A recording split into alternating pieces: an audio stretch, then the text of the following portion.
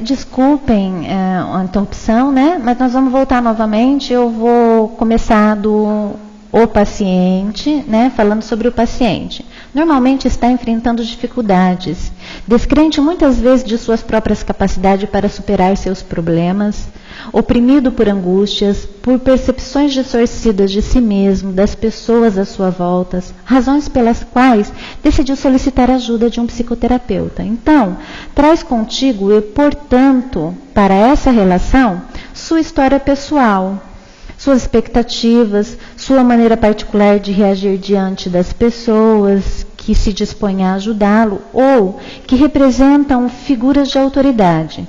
A partir de todas essas possibilidades, uma relação psicoterapêutica com características próprias passa a se formar, podendo, em função de seus desdobramentos, ter influência decisiva no curso e nos resultados da psicoterapia. Neste contexto, a fase inicial de qualquer terapia é crítica e fundamental.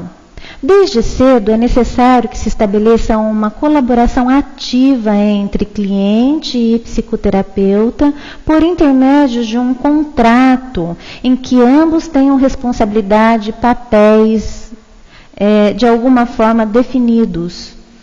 O funcionamento da psicoterapia dependerá do diagnóstico, das condições pessoais do paciente e de sua aptidão para poder levar adiante o modelo proposto. De qualquer modo, a tarefa principal do psicoterapeuta nesta fase de adaptação é conhecer ao máximo o seu cliente e proporcionar as condições para o desenvolvimento de uma relação de confiança genuína, aumentando assim as chances de um desfecho favorável da psicoterapia.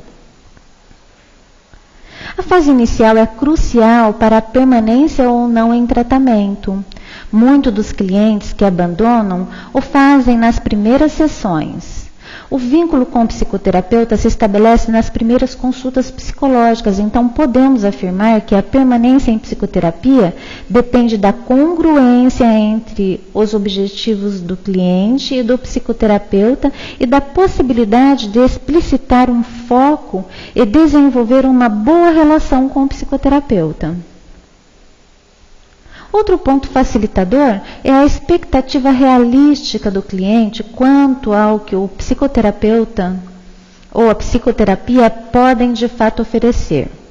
A natureza dessas expectativas varia de acordo com o tipo de problema, o funcionamento pessoal, experiências em tratamentos anteriores, classe social, nível cultural, informação e conhecimento prévio sobre o que seja psicoterapia.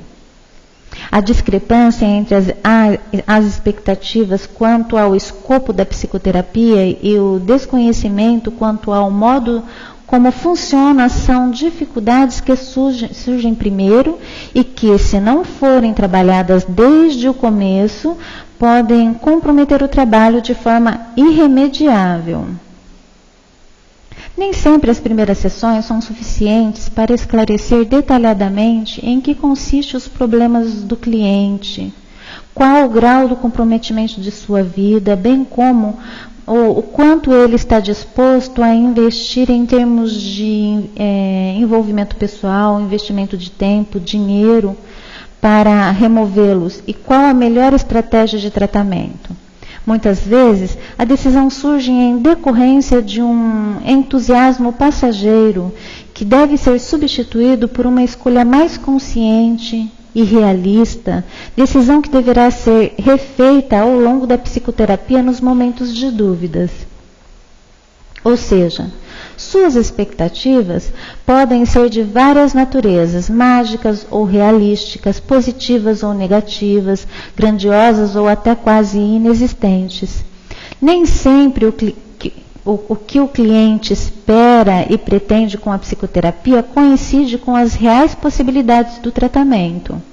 Para o esclarecimento desse aspecto, é fundamental na fase inicial revisar mais de uma vez os motivos que determinam a busca do tratamento. Quais são os seus problemas básicos, como quem o encaminhou, o que pretende resolver ou mudar com a psicoterapia, Quais são suas expectativas quanto aos resultados? Como imagina que ocorrerão as transformações e o que espera do psicoterapeuta? São informações essenciais para o começo do trabalho, pois elas permitirão ao psicoterapeuta avaliar o quanto o paciente é permeável ao estabelecimento de novos escopos, novos objetivos, mais amplos ou mais restritos, e a substituição de sua visão mágica por uma visão mais realística, mais objetiva do processo de tratamento, e se é capaz de assumir a responsabilidade pelo trabalho e pelos resultados, principalmente pelos resultados, renunciando à fantasia mágico-infantil de ser cuidado e mudado exclusivamente pelos esforços do psicoterapeuta. O psicoterapeuta estará atento às modificações de objetivos que possam surgir na evolução da psicoterapia, ou até mesmo na troca da modalidade terapêutica escolhida no começo, se necessário. A busca do tratamento pode ter ocorrido por uma situação de crise subjacente, a qual também seriam identificados problemas de natureza crônica, características de personalidade que eventualmente demandariam uma modificação do enfoque. É comum, ou é muito comum ainda, a necessidade de reformular a impressão diagnóstica inicial, revendo as opções psicoterapêuticas, como, por exemplo, associando farmacologia ou passando a considerar como opção preferencial a psicoterapia em clientes que, de início, se deve à impressão de serem portadores de transtornos de natureza biológica. O paciente que inicia o tratamento traz consigo uma teoria sobre a natureza de seus sintomas e problemas, que é uma convicção arraigada, envolvendo mecanismos de defesa como negação, dissociação, racionalização ou outros. A psicoterapia implica o abandono de tais concepções e sua substituição por outras que a psicoterapia irá propor. Este deverá se preocupar inicialmente em compreender a teoria ou as concepções do cliente sobre o seu problema. Para isso, é fundamental que investigue com atenção suas explicações. A modificação destas teorias pode se iniciar pelo esclarecimento das relações entre o início dos sintomas e alguns eventos significativos como estressores ambientais ou conflitos de natureza interpessoal. Muitos clientes resistem em admitir a natureza psicológica ou emocional de seus problemas e mais ainda sua vinculação a conflitos de natureza inconsciente, insistindo muitas vezes em atribuir a doença física ou a fatores orgânicos a origem de suas dificuldades. Tais concepções podem representar um entrave importante para a sua exploração por meios psicológicos, particularmente nas terapias voltadas ao insight, devendo ser trabalhadas já no início, para que o cliente e terapeuta tenham um mínimo de consenso sobre sua natureza e a maneira como podem ser resolvidos os problemas. O psicoterapeuta deve ter uma compreensão inicial superficial. A fase inicial será destinada ainda à ampliação de tal entendimento e das hipóteses quanto à origem dos problemas, hipóteses quanto às origens do problema, que posteriormente serão testadas no decorrer da psicoterapia. A psicoterapia é um empreendimento conjunto, um trabalho colaborativo, onde não cabe ao psicoterapeuta a imposição de concessões e de estratégias. Terá que convencer o cliente para tê-lo como um aliado. As pesquisas têm demonstrado que explanações sobre o que ele compreendeu quanto à natureza e à origem dos sintomas sobre o racional, que embasa a psicoterapia proposta, são essenciais para a sua adesão ao que está sendo proposto.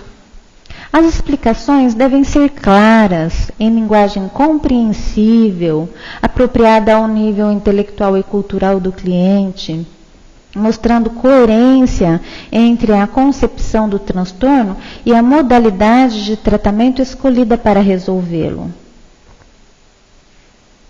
Erros em fornecer explicações aplicadas ou na forma de expressá-las podem levar a uma relação fria, confusa ou até intelectualizada. É fundamental lembrar que o psicoterapeuta é também um educador, um pedagogo e, para tanto, deverá ter uma boa capacidade de comunicação. Alguns serviços de psicoterapia estabelecem como rotina, antes do início propriamente dito, uma ou mais entrevistas previstas antes do atendimento, uma ou mais entrevistas previstas com o cliente, nas quais são detalhadamente explicados os objetivos e funcionamento do tratamento, como o papel do cliente, o que se espera dele, o papel e o comportamento do psicoterapeuta, os resultados possíveis, além de uma estimativa de tempo e duração. A entrevista procura adequar as expectativas do cliente ao que de fato irá ocorrer e ajudá-lo a se conduzir em uma relação a aspectos como iniciativa e comparecimento regular. Segundo alguns pesquisadores, os clientes que realizam as entrevistas de esclarecimento saíram-se melhor na terapia, conduzindo-se mais de acordo com o que era esperado, obtendo melhores resultados do que aqueles que não o haviam realizado. Na fase inicial da psicoterapia, uma vez estabelecida a necessidade do tratamento escolhida, a técnica mais apropriada aos sintomas, características pessoais e condições de vida do cliente, dois aspectos merecem atenção especial do psicoterapeuta. Um dos aspectos é o contrato e o outro é a formação do vínculo e da aliança terapêutica. Uma parte integrante da psicoterapia breve é o chamado contrato terapêutico, que define o que é a psicoterapia, para quem e para que se destina. Quem será envolvido? Se o sujeito ou se é toda a família? Em que lugar e com que frequência irá ocorrer? As responsabilidades dos participantes, além do que é esperado de cada um. Para que ocorra uma efetiva colaboração, o escopo deve ser aceitável ao cliente, bem como apropriados à ética e profissionalmente ao psicoterapeuta. O contrato deve ser estabelecido de forma explícita no início do tratamento, mas devem seguir algumas características específicas conforme a indicação da psicoterapia. O contrato serve ainda como uma essência referencial sob a qual é possível se identificar eventuais desvios do curso, além de um elemento racional essencial para o estabelecimento da aliança terapêutica e para a adesão ao contrato, na medida em que o cliente também dele participa. Muitos clientes podem levar um tempo prolongado para aprender a desempenhar seu papel de acordo com a psicoterapia breve. Modificar o cliente, muitas vezes passivo e dependente, num colaborador ativo, pode ser considerado uma transformação essencial no seu estilo de funcionamento, devendo ser um dos escopos não só do início, como ao longo do tratamento. O psicoterapeuta, por meio de explicações do contrato explícito, dá uma ideia de como deverá se desenrolar a terapia. Porém, é por meio de suas atitudes nas consultas que se transmite uma noção concreta de como o tratamento se desenvolve. Tais atitudes deverão ser consistentes com o processo básico da modalidade de psicoterapia escolhida. Logo na psicoterapia voltada para o insight, as perguntas que visam a compreensão do conteúdo do cliente encorajam a reflexão. No começo do tratamento, Fazendo parte do contrato, há alguns tipos de combinações e arranjos em que são estabelecidas regras relativas ao modo de funcionamento e organização da psicoterapia, como frequência, horário e duração das sessões, responsabilidade pelas sessões, possibilidade ou não de sessões extra, faltas, atrasos e mudanças de horários, férias e interrupções passageiras, impossibilidades de comparecer às sessões, compromissos pessoais, doenças, viagens, uso do telefone e forma de como se comunicar com o psicoterapeuta, duração do tratamento, número de sessões previstas ou sem prazo para término, envolvimento de outros membros da família, o sigilo, honorários, o preço das sessões, ocasião do pagamento, aspectos burocráticos quando existe a intermediação de convênios, por exemplo. O escopo da psicoterapia breve é aumentar o conhecimento de si mesmo pela exploração das relações interpessoais do cliente com pessoas significativas de sua vida presente, do passado e com o psicoterapeuta. Das percepções de suas motivações, formas de reagir e de se proteger diante de sentimentos ou de impulsos ao longo de seu desenvolvimento, bem como do significado consciente ou inconscientes de atitudes repetitivas que são desadaptativas. Provoca o olhar para dentro de si, para refletir sobre os seus conflitos. Resistências iniciais são formadas e a ambivalência é um fenômeno sempre presente no início de uma psicoterapia. Mesmo que os candidatos à psicoterapia apresentem insatisfação e sofrimento em suas vidas, o início, por um lado, pode ter um efeito catártico. Por outra parte, é, em geral, provocador de ansiedade, na medida em que desafia várias características da estrutura psicológica do cliente. Logo, engajar-se nesta tarefa pressupõe-se dar-se conta de que precisa de outra pessoa, indo de encontro a sentimentos onipotentes e narcisistas e diminuindo a autoestima, o que pode variar em dificuldades entre as diferentes pessoas. Podem surgir medos intensos de se expor, de ser invadido com a revelação de sentimentos e fantasias proibidas e a consequente punição. Muitos clientes projetam esses aspectos punitivos no psicoterapeuta. Criam uma expectativa de retaliação e receosos evitam a psicoterapia. Assim, a indicação de psicoterapia aumenta a ansiedade quando os desejos inconscientes ativa sentimentos punitivos e mobiliza mecanismos de defesa. Portanto, as indicações de psicoterapia são muitas vezes adiadas ou totalmente rejeitadas. O entendimento desses fenômenos e sua interpretação em tempo por parte do psicoterapeuta aumenta as chances de diminuição dessas resistências iniciais e, portanto, da permanência do cliente em psicoterapia. Para envolver o cliente no trabalho psicoterápico, o psicoterapeuta deverá dedicar atenção ao desenvolvimento de algumas habilidades especialmente necessárias ao êxito de psicoterapias destinadas ao insight. Dentre essas habilidades, destacam-se o hábito da autoobservação, a capacidade de se comunicar com o terapeuta e a iniciativa nas sessões.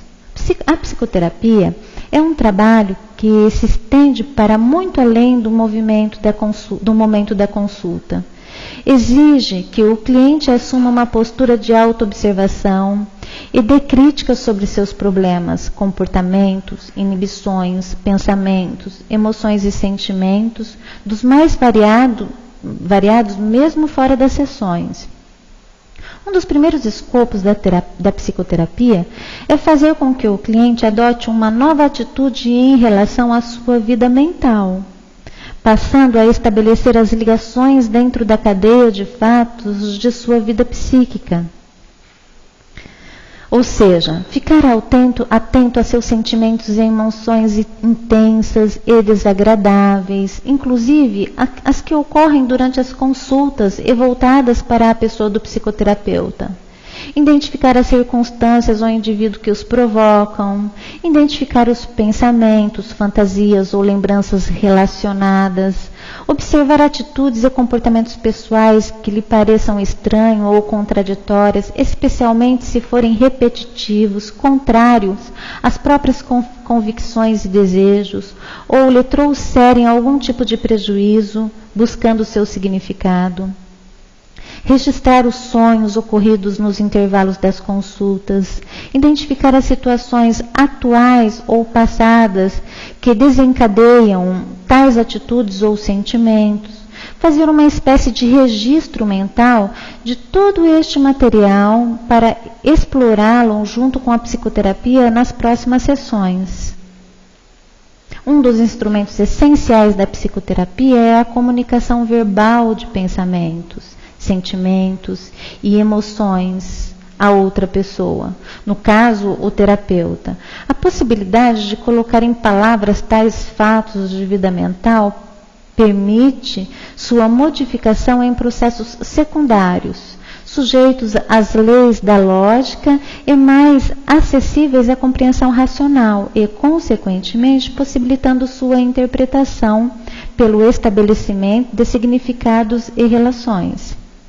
Na psicoterapia breve, o cliente é ensinado sobre a importância de se comunicar na forma mais honesta possível sentimentos, emoções, lembranças e ideias associadas que lhe ocorrem durante as consultas, sem censura e sem fazer uma seleção do que lhe parece mais ou menos relevante. A comunicação verbal é uma habilidade que depende do grau de inteligência, da cultura e da própria psicopatologia em curso.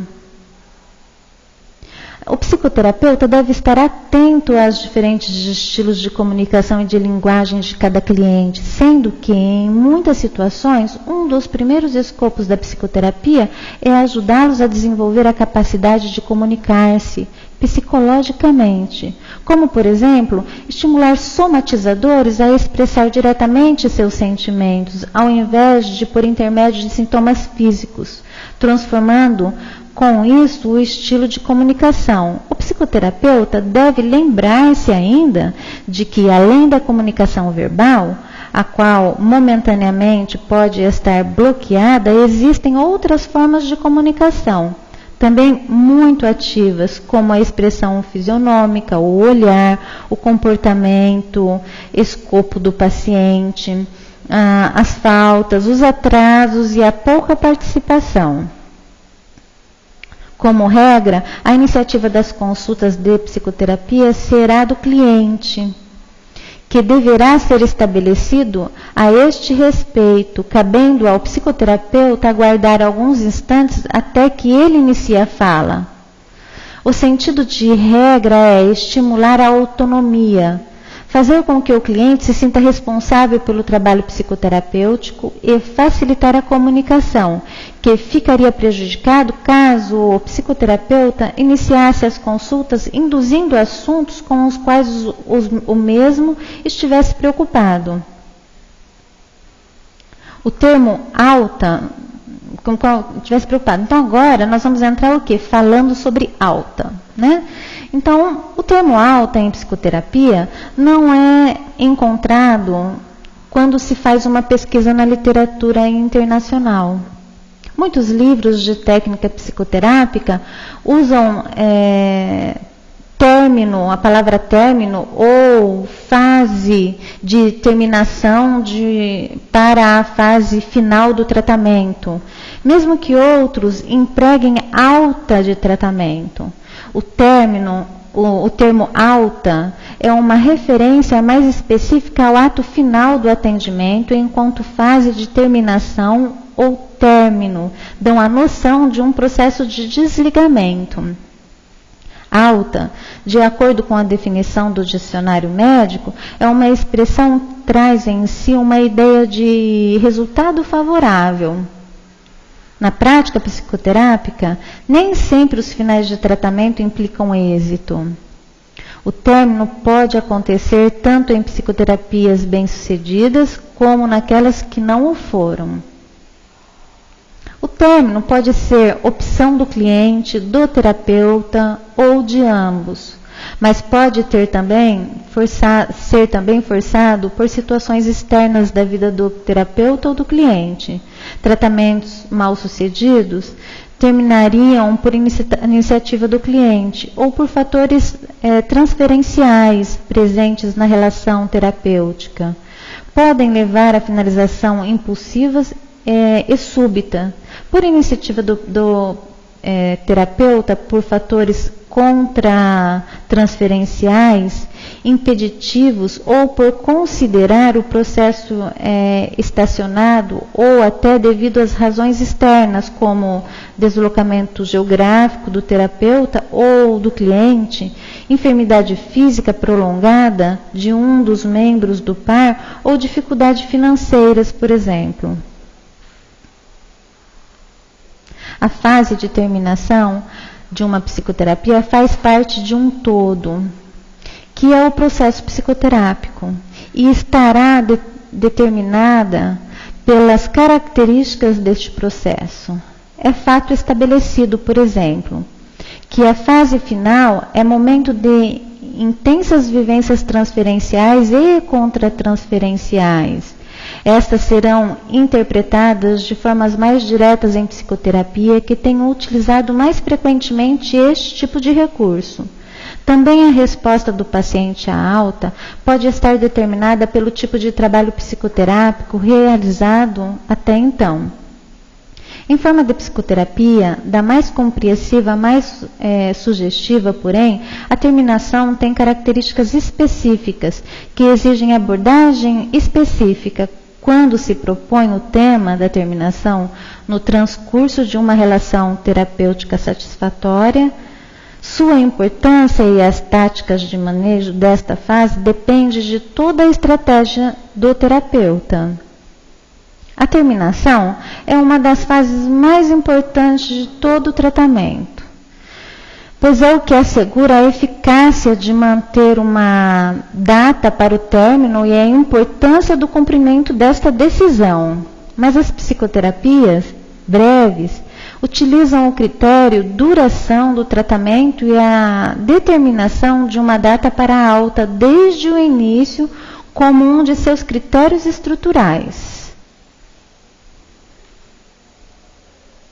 Uma pesquisa bibliográfica recente revelou muitos trabalhos sobre problemas com o término, interrupções, repercussões de abandono de um dos membros nas psicoterapias de grupo, terapias de grupo de tempo limitado, trabalhos dirigidos a terminações em psicoterapias de crianças. Alguns comentários discutem o contato sexual entre cliente e terapeuta depois do término do tratamento, o que destaca a intensidade e, portanto, os riscos da relação que se estabelece entre terapeuta e cliente.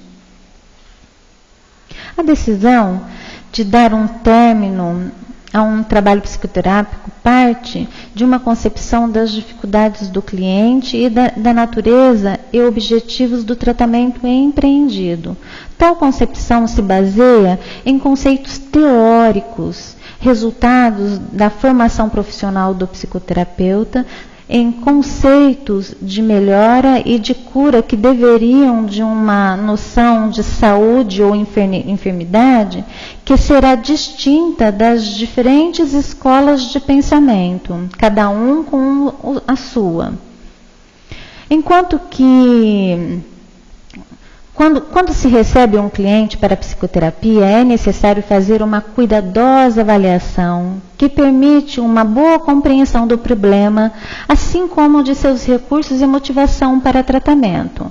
A importância desta avaliação inicial evidencia no momento de decidir a alta, né? Então, bem lá no início, pois é a partir do conhecimento dos motivos da indicação que se pode avaliar os resultados. Muitas vezes, ao longo de um tratamento psicoterápico bem conduzido, o cliente sente que pode terminá-lo e deseja mesmo fazê-lo.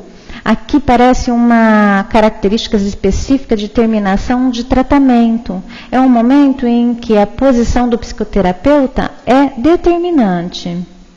Ao longo da psicoterapia, certamente, houve decisões que o cliente precisou ou quis tomar e nas quais o psicoterapeuta cumpriu a sua função de auxiliando, né, a entender as possibilidades e motivações conscientes e inconscientes envolvidas, sem que sua posição pessoal influísse. Isto é o que se espera que aconteça. Se acreditamos que a psicoterapia breve deve capacitar o cliente a usar o conhecimento de si mesmo, de seus desejos e recursos para que faça suas próprias escolhas. Na determinação da alta, finaliza-se então um ciclo. O ciclo se iniciou pela avaliação do cliente que nos procurou para tratamento. A avaliação que foi sendo enriquecida e precisada ao longo da psicoterapia e que agora será o ponto de referência para as condições de melhora e aproveitamento que indicam a possibilidade de dar por terminado o trabalho. A alta é determinada pela clínica. O diagnóstico do término deve ser feito com base em indicadores clínicos, que considerados concretos, mas que só terão valor se forem recolhidos do material do cliente espontânea e indiretamente. Devemos iniciar a fase de finalização com a colaboração da questão do término, cuja iniciativa pode corresponder tanto ao psicoterapeuta como ao cliente. De preferência a este último, o cliente. Nas psicoterapias breves, em que a data de alta é marcada desde o início, esta iniciativa fica a cargo do psicoterapeuta. Então, os indicadores de final de tratamento devem ser espontâneos e ocorrem com a ideia de que o psicoterapeuta deve estar constantemente alerta, seguindo aquele processo de avaliação de seu cliente, aquele processo de avaliação desde o início, e da psicoterapia que iniciou na primeira consulta. Ao psicoterapeuta, então, cabe, no máximo, interpretar o cliente quanto ao material referente ao término que apareça sem ser explicitado. E pode-se pensar que, até para decidir pela aplicação de algum instrumento, o psicoterapeuta é guiado por um julgamento do que ocorre no tratamento, mesmo considerando possíveis prazos de aplicação. O que se pretende destacar aqui é que em todos os tipos de psicoterapia, o psicoterapeuta faz uso de indicadores para a decisão da alta. E aí nós entramos na parte de temporalidade. Na psicoterapia, no que se refere à organização do enquadro psicoterápico, tempo e espaço, como na física moderna, são relativos um ao outro e não devem ser dissociados, ainda que alguns aspectos digam mais respeito à dimensão temporal e outros à dimensão espacial.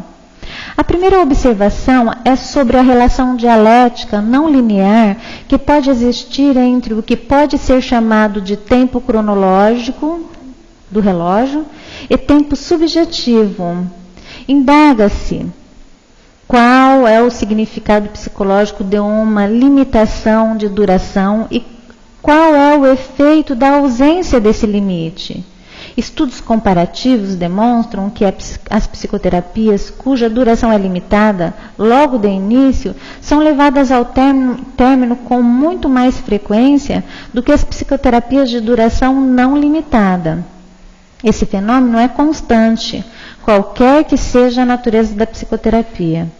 Reconhece-se que as transformações psíquicas podem ocorrer em um tempo relativamente curto, contrariamente ao que haja afirmado o pai da psicanálise ou ao que as gerações seguintes contentaram-se muitas vezes em repetir sem questionar. Freud mobilizou seus esforços para uma leitura pulsional da psique, do paradigma teórico de sua metapsicologia, salientando quase exclusivamente a dimensão intrapsíquica, em detrimento da realidade vincular intersubjetiva. Durante muito tempo, a psicanálise se viu sem instrumentos teóricos que lhe permitisse levar em conta a influência da disposição do enquadre psicoterápico do campo analítico sobre o processo. Essa cegueira tem estado por muito tempo presente no meio clínico, mas os avanços da área estão delineando um novo estado de situação.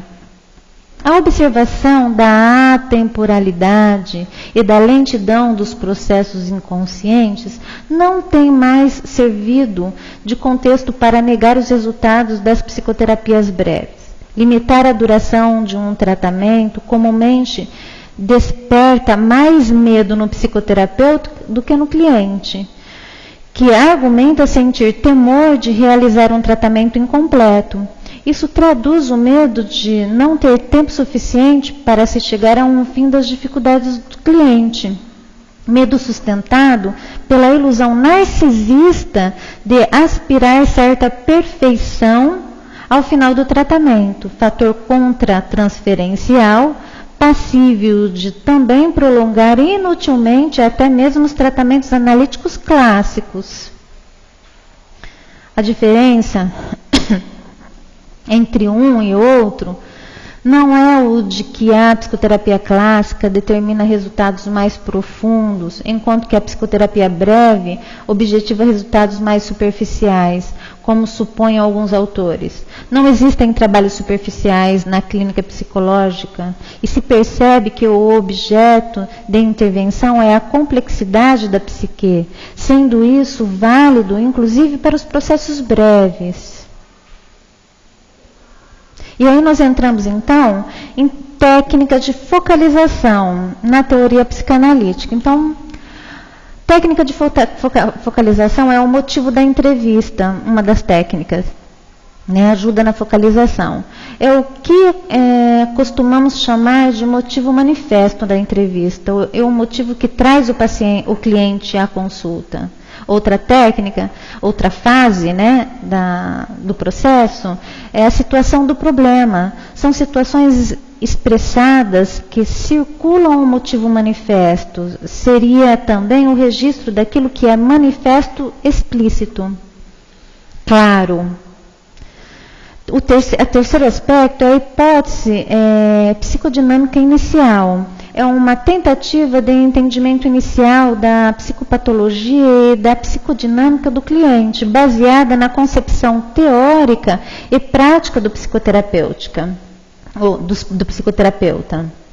E o quarto aspecto é o conflito focal. Corresponde à delimitação dos aspectos centrais, ainda que parciais, desta hipótese mais completa, por meio de delimitação do foco. Pode ser representada como a hipótese psicodinâmica inicial, como um conjunto maior no qual estivesse inserido um subconjunto menor, representando o foco ou o conflito focal. Na teoria psicanalítica, o foco se situa na ordem daquilo que é latente ou implícito. A quinta fase é o conflito primário. É o conflito primário infantil, né? Em psicoterapia breve, procura-se trabalhar com alguns aspectos do conflito primário, sendo que a escolha dos conflitos derivados deva recair sobre os que prevalecem por sua urgência e importância. O sexto aspecto é o ponto de urgência. Pode ser intrafocal ou extrafocal. O que é o ponto de urgência intrafocal? Refere-se a uma situação que requer atenção especial e que está vinculada ao conflito focal. Agora, o extrafocal, o conflito extrafocal, é uma situação urgente ou traumática que, por circunstâncias atuais, passa a predominar naquele momento da vida do cliente, mas que não está necessariamente ligada ao conflito focal. É só o momento. Para dar um exemplo da aplicação desses conceitos em um caso clínico, vamos supor um caso de uma cliente que aparece no consultório com queixas de dificuldade de relacionamentos interpessoais no trabalho, especialmente com sua chefe e com a maioria das pessoas, não conseguindo formar amigos e também um parceiro afetivo. O motivo da consulta, então, é focado em uma dificuldade interpessoal, isso fica claro. Tudo que a cliente relatar que está diretamente relacionado a essa queixa é a situação problema. Assim, a cliente pode comentar que ninguém quer namorá-la, que ela se sente pouco valorizada, que seu chefe é um carrasco, que todo mundo faz fofoca dela. Tudo isso é a situação problema ligada à queixa manifesta. A escolha do foco é questão controversa, pois os autores preferem diferentes focalizações. Percebe-se que qualquer proposta de focalização é arbitrária e artificial, apenas refletindo a opção teórica do psicoterapeuta. Em todo caso, a demanda do cliente deve estar contemplada no foco, assim como seu sintoma, suas características de personalidade, sua crise de algum tipo de explicação psicológica. Diante da dificuldade da escolha, uma alternativa possível seria não escolher um foco e deixar que o processo da psicoterapia conduza as sessões ao sabor do encontro que ocorre na prática da psicoterapia, que se dá na relação psicoterapeuta-cliente. Entende-se que o foco é necessário para haver um acordo entre o cliente e o psicoterapeuta sobre o que seria fundamental trabalhar naquele momento. É uma forma do psicoterapeuta compreender o problema atual, que está ciente da razão pela procura da psicoterapia. Ao estabelecerem acordos em relação ao foco, o psicoterapeuta e o cliente estarão concordando com o motivo principal da entrevista e com a questão a ser contemplada na psicoterapia. É uma forma de acordo, um plano inicial de trabalho, que pode ou não ser seguido, pois as condições do processo podem ou não se transformar. No fundo, não sabemos o final que terá o processo. Logo, ao proporcionar uma autorreflexão por parte do cliente, ao procurar o esclarecimento da demanda e propiciar uma vivência de encontro humano nas sessões, transforma-se o olhar que esse cliente terá em relação a si e ao mundo. O foco é a hipótese psicodinâmica de base. O problema é que essa hipótese diz nada, porque é muito abrangente. A lógica nos ensina que uma teoria que tudo explica, que explica tudo, explica nada. A questão permanente complicada porque no fundo é isso mesmo. O foco também é a hipótese de base. O foco é muito importante na psicoterapia breve, pois ele estabelece acordos, circunscreve os assuntos a serem abordados, dá um sentido para o prazo estabelecido. O foco está ligado ao motivo da entrevista, demonstra o interesse do cliente no sentido de vislumbrar a possibilidade de algum entendimento da angústia ou o problema que o levou à psicoterapia, além de fazê-lo sentir-se acompanhado pelo seu psicoterapeuta. A escolha do foco depende das preferências teóricas e experienciais de cada um. O foco pode ser o sintoma, as defesas, a pulsão, a relação objetal, um traço de caráter, um conflito ou uma hipótese psicodinâmica de base.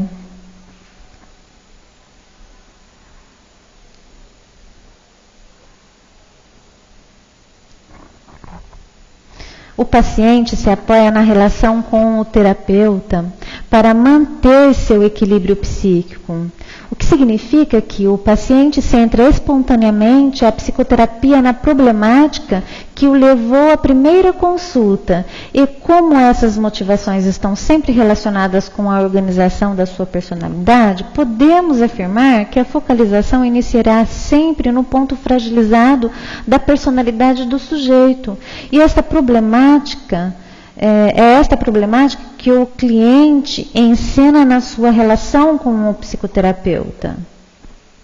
Ao enfatizar que o cliente centra espontaneamente na problemática que o levou à primeira entrevista, fica evidente que não é necessária focalização ativa por parte do psicoterapeuta.